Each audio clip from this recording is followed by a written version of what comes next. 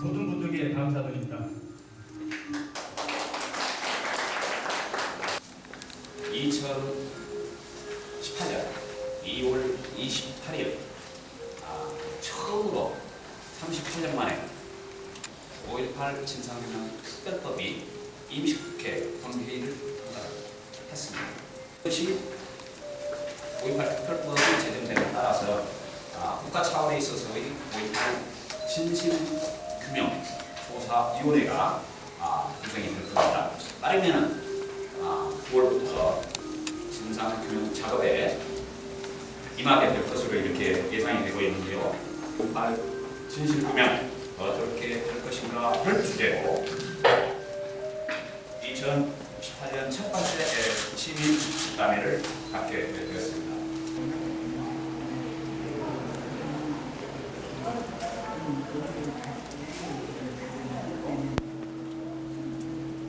오늘의 주제는 주제가 걸어졌으면 2018년 진실규명 어떻게 할 것인가. 올해 특별법 제정 이후에 진상조사가 꾸려질 텐데 어떤 부분에 중점적으로 무엇을 빠뜨리지 않고 보완해야 강주시 그리고 대한민국이 가지고 있는 강주에 대한 진실이 밝혀질 것인가. 처벌이 전제되지 않은 진상규명이었다고 하는 겁니다. 실제로 기존에 동안 우리가 해왔던 과거사 진상규명은 피해자가 가해자한테 무릎 꿇고 애원하는 겁니다. 제가 볼 때는. 사실 국가반란 및 내란죄는 공소시효가 없습니다. 집단 살인죄로 공소시효 없고요. 그 당시에 출동했던 5.18에 출동했던 공수부대원들이 사실은 현재도 사형까지 가능한 저는 공소시효가 배제된 상태에 언제든 기소가 가능하다고 저는 생각합니다. 광주 5.18 자료관을 보내기 위해서 국내 안에서 많이 싸웠습니다.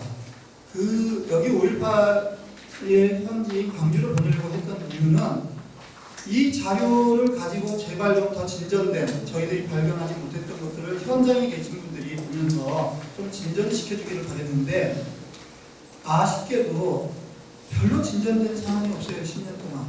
저는 5.18 관련 자료들이 국가기밀과 군사기밀로 묶여있는 것마저도 사실 광주에서 그걸 싸웠어야 된다고 생각합니다.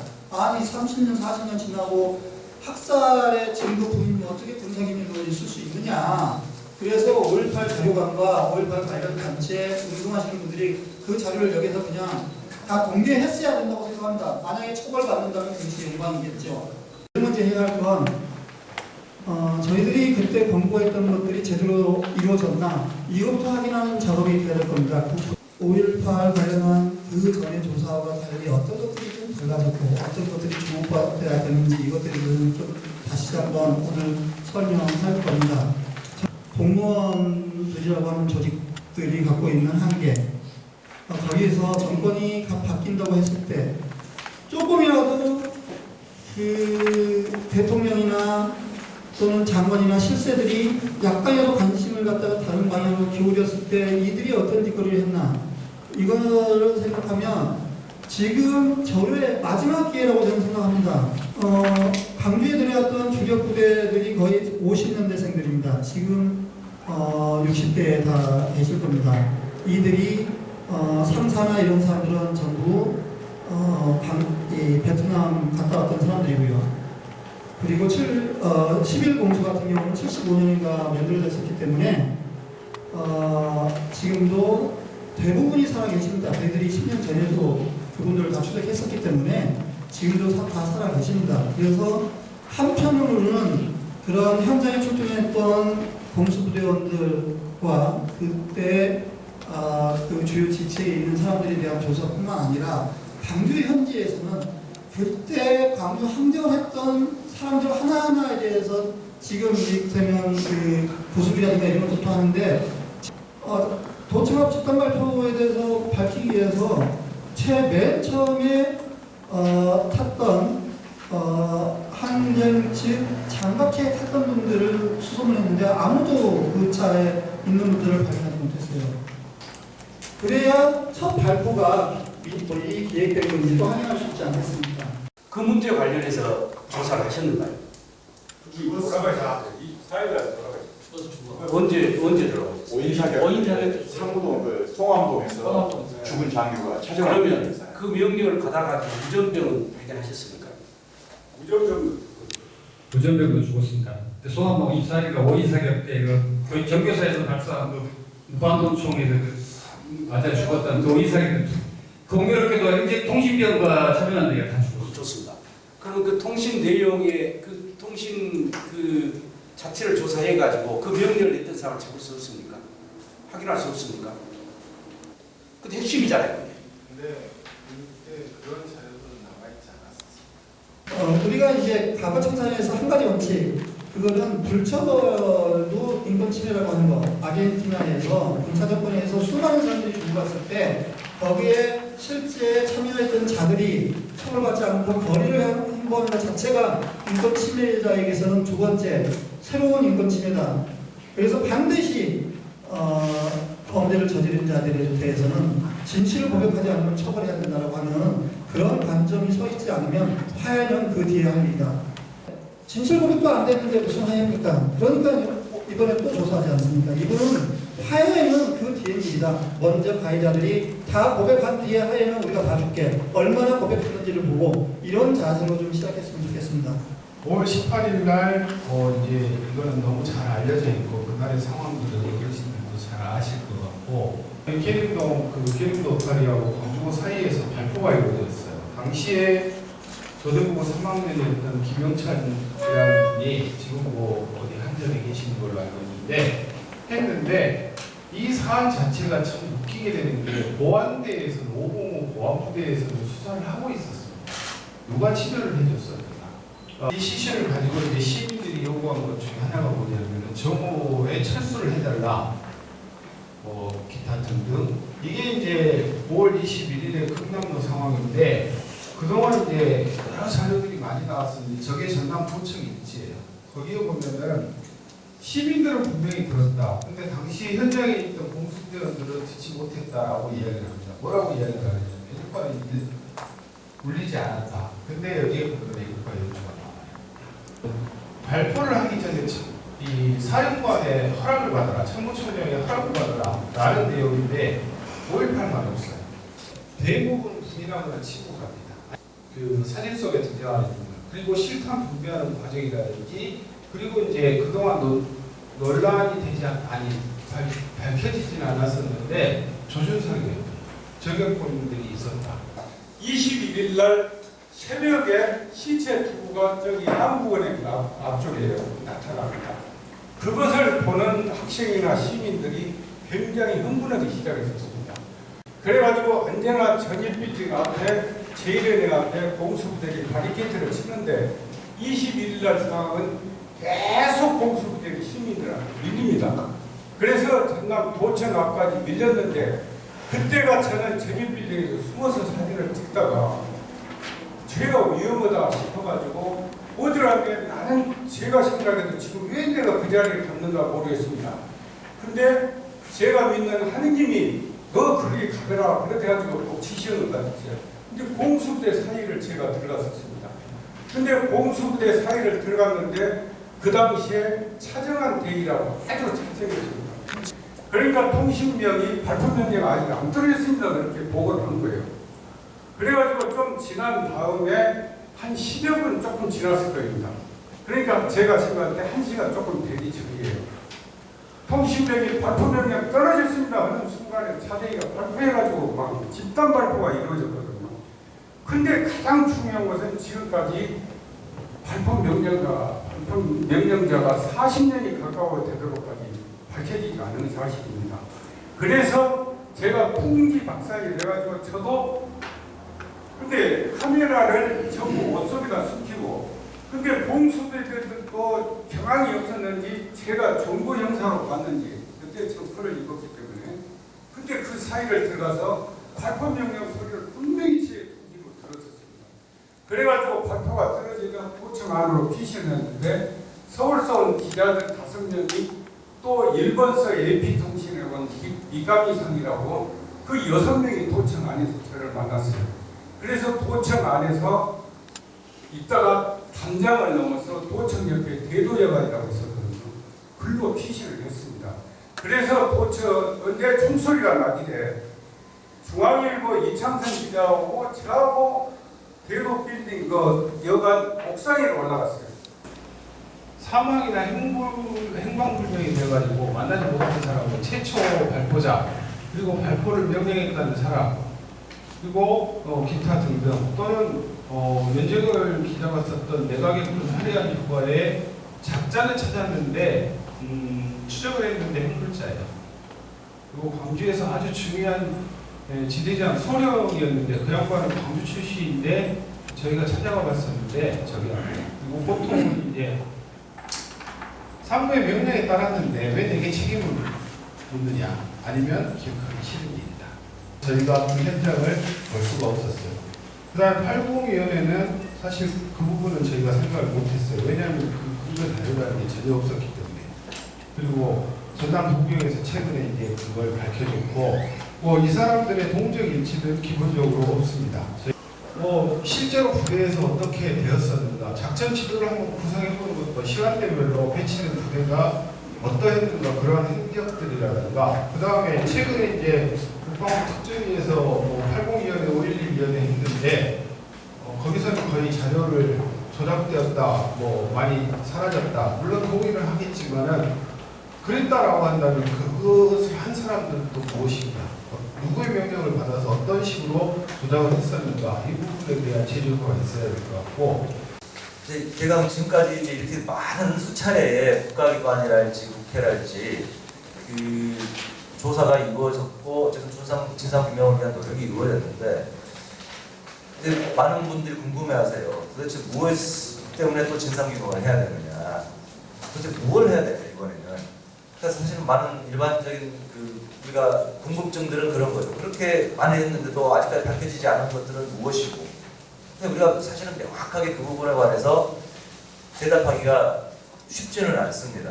일단 과거 국가기관에 대한 조사가 되게 한시적이었고 그 목적이 각각 달랐다는 겁니다. 그래서 그 목적에 따라서 과제가 이루어졌고 그 과제를 해결하는데 집중이 됐었던 거죠. 그래서 모든 문제를 포괄적으로 조사할 수 있는 그런 조사위원들은 아니었다. 그렇습니다. 또 검찰 같은 경우도 마찬가지인데, 검찰 수사라는 것은 그분들이 어떤 5.18에 관한 정사를 쓰거나 통사를 쓰거나 이런 입장을 가진 분들이 아닙니다. 검찰 수사는 그런 점에서는 항상 공소 사실에 대해서만 조사가 이루어지기 때문에 그런 한계들이 있습니다. 이명박 박근혜 정부를 거치면서 사실은 5.18에 대한 왜곡과 편매가 굉장히 심해졌었고, 또 우리 전두환 회복도 있습니다만은 이미 법적 심판을 받았음에도 불구하고 당시의 가해자들이 그러한 분위기를 이제 조장하거나 편승해서 사실상 자신들의 책임을 부인하거나 회피하는 이런 행태들을 보여왔습니다. 그리고 또 체계적으로 대응할 수 있는 어떤 아용 연구 인력도 부족했고, 그러다 보니까 연구 역량도 사실은 미숙했다고 할 수가 없습니다.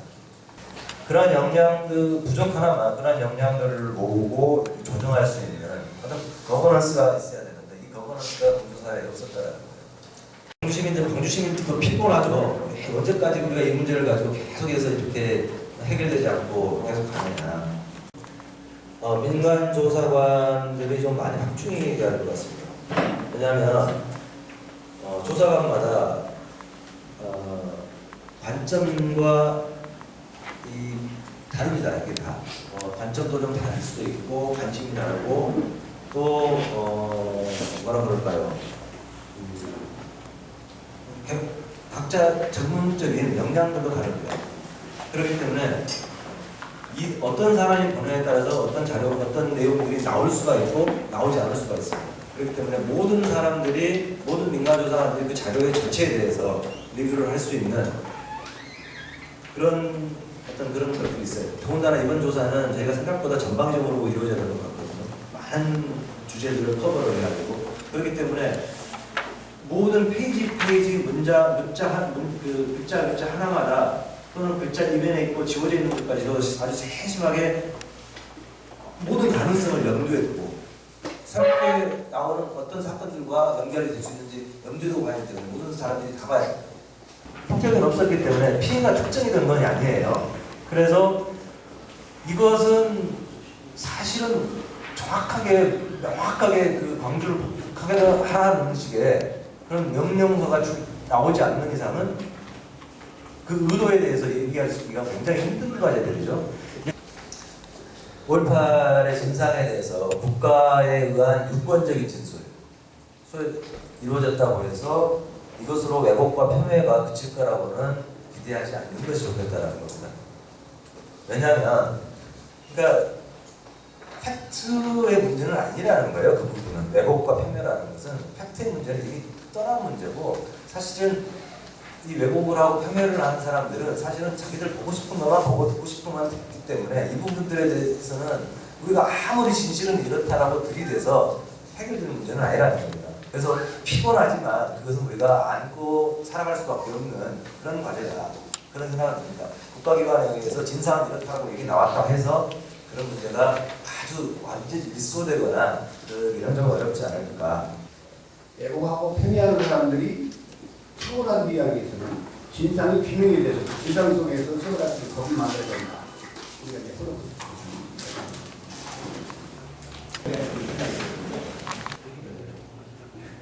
난 진상이고 이걸 할 때 밑에서부터 하지 말라는 겁니다.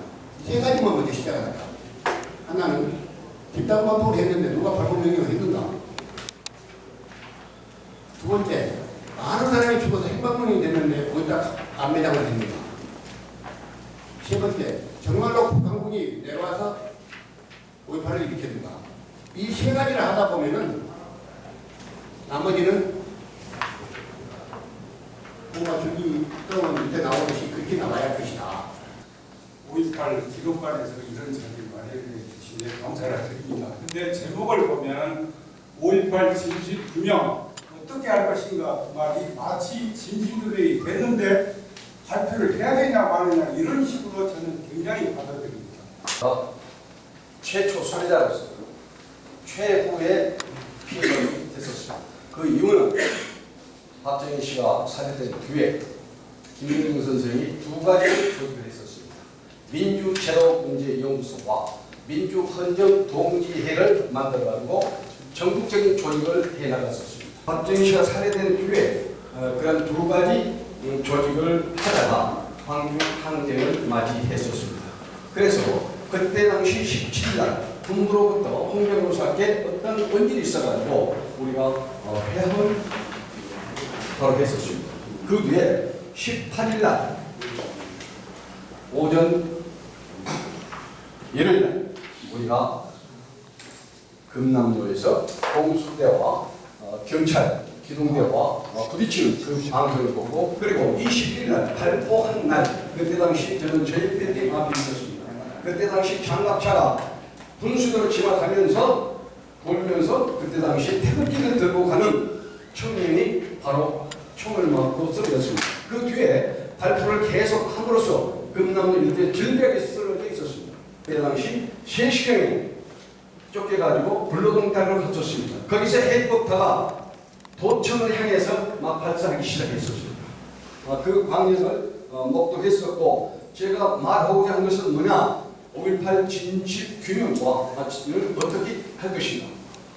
가장 중요한 것은 죽고 다친 사람이 과연 어디에 다 있는가?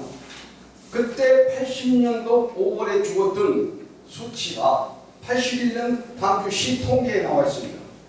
그러나 5월달에 죽은 숫자가 2,527명입니다. 죽은 숫자는 이것도 지금 광주시에서 감췄고 이 자료는 국회 도서관에 가고 있습니다. 8년 될 만한 시신이 3구, 7구, 17구 이런 식으로 해서 묻혀있는 것을 500약 30여 구를 발견했습니다. 그때 당시 평민당에서 신고를 받고 뛰어가서 살펴보고 조사위원회를 구성했었는데 아직까지 결과 보고가 없습니다. 청주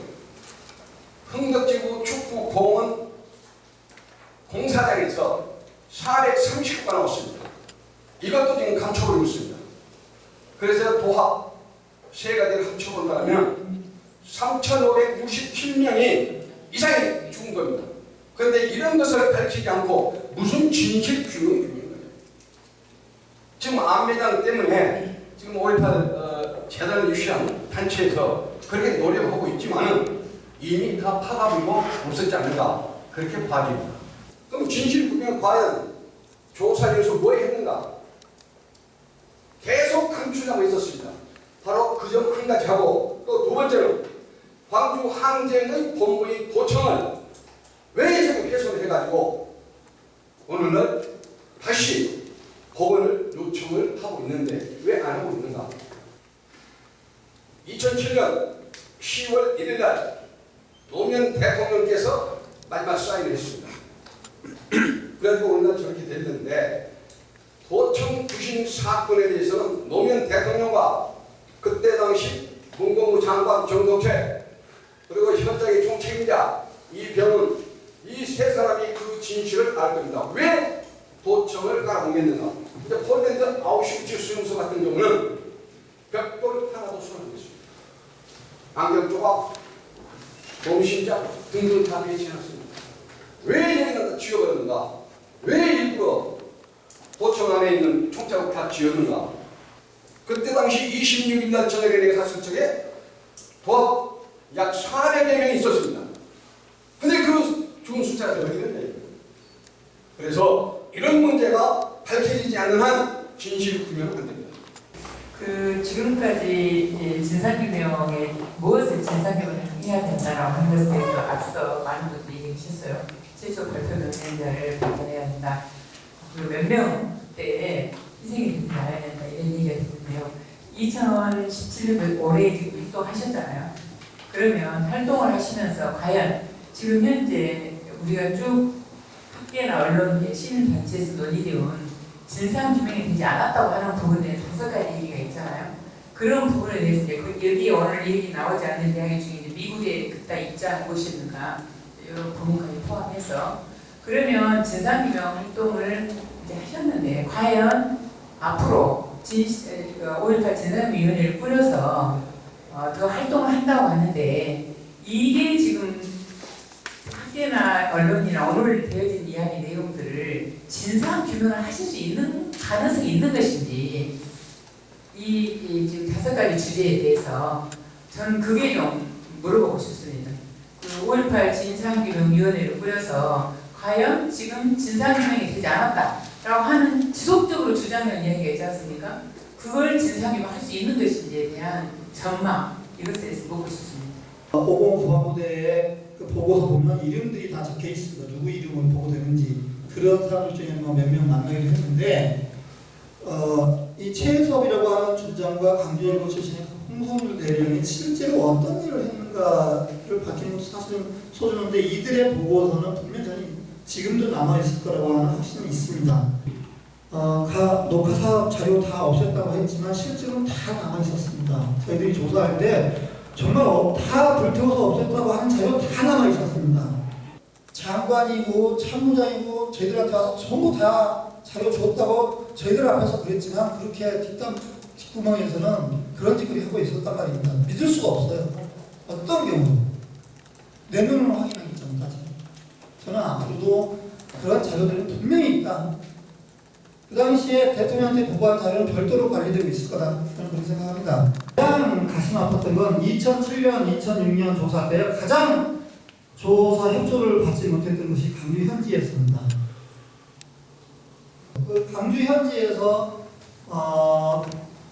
물론 국방부에서 하는 거니까 믿지가 않았었던 측면도 있을 거라고 생각합니다. 근데 어쨌든 전두환 노태우가 자기들이 어떻게 정권을 잡았나 찬양하기 위해서 쓴 자료인데요. 그거 할 때 이미 싹 걷어서 손 탔습니다. 전 각하라고 쓴 건 그런 자료 거둔 다음에 거기다 자기들이 그 구술 받아서 적어놓은 거거든요. 그래서 그 오공전사에 참여했던 교수들, 그들은 아마 정말 원초적인 자료를 갖고 있을 겁니다. 그 당시에 그동안 공개되지 않았던 자료들이 많이 있거든요. 그 중에 하나가 뭐였냐면 훈방되었던 기록은 그동안 한 번도 공개가 안 되었었어요. 그래서 사전에 광주시에서 하려고 해도 보상하려고 해도 그런 거 자료가 없으니까 몇 명이 나갔는가 하는 거 제가 기억하기로는 700몇 명이 저희가 발굴을 해서 해가지고 바로 어디다 시하고 넘겨줬어요. 그분들이 위원회에 그 부분들을 의제를 올리고 거기에서 위원회에서 그 조사 의제들을 설정하게 되거든요. 이번 특별 프로그램에는. 그러니까 거기에 그 적극적으로 좀 보면은 명확하게 이렇게 바운더리가 확정이 되는 게 아니에요. 그러니까 얼마든지 이 범위 안에서 충분한 여러 가지 주제들을 다룰 수 있게 되어 있기 때문에 지금까지 늘 궁금해했던 거 이런 것들을 좀 간추려서 이것만큼 반드시 좀 이번에 이 기간 동안 하자 이런 것들을 일단 누가 하겠습니까? 당사자들이 먼저 해야 됩니다. 위원회에서 맡겨놓으면 그 위원회는 여당 추천목도 있고 야당 추천목도 있고 그렇습니다. 그러니까 사실은 거기에서 의제를 완전히 그 자체 독자적으로 하게 하면 안 되거든요. 그러니까 그 압력을 어디서 넣어줘야 되냐면 결국에는 강조해서 넣을 수밖에 없다. 그 속에 19명밖에 안 돼요. 19명이 합의돼 있어요. 그 숫자가 어떻게 다르겠습니까? 우리가 이제 뒷받침을 보조할 수 있는 팀들을 만들 거예요, 앞으로. 거의 한 2시간 가까이 10분 좀 부족합니다. 아까 연구과장 말씀하셨는데 10년 전에 했던 과거사위원회 보강과거대 활동을 좀 참고로 해서 작년도 활동했으면 좋겠다고 생각을 하시는 분인데 저도 그런 부분이 없었는지 그런 생각이 모아서 네, 기록관한테 좀 물어볼게요.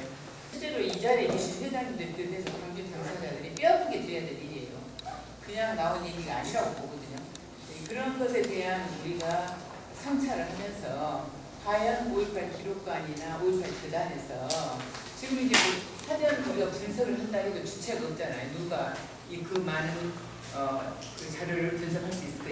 부분적으로라도 5.18 기록관을 그 학예사들 또 연구사들 있잖아요, 연구원들이. 그러면 과연 어느 정도까지 해결할 수 있는 능력이 있는 것인지 대한 그런 질문을 좀 제가 몰라서 그래요. 알고 싶습니다. 기록관의 본래적 저희가 국비 12들에서 만들었던 기록관의 핵심은 바로 진실규명을 어떻게 할 것인가 그것이 핵심인 거고요. 그래서 학계 연구실을 만들었고 학예사를 줬죠. 그 절대 오해하시면 안 됩니다. 한 가지만 아까 덧붙여서 말씀드렸는데 우리 영규 선생님께서 광주에서 그때 협조를 안 했다고 했던 그 부분 중에서 지금 저희들이 지금 협조하고 같이 해볼 그런 굉장한 의지를 가지고 있잖아요. 그때 하지 못했던 부분이 어떤 부분인지.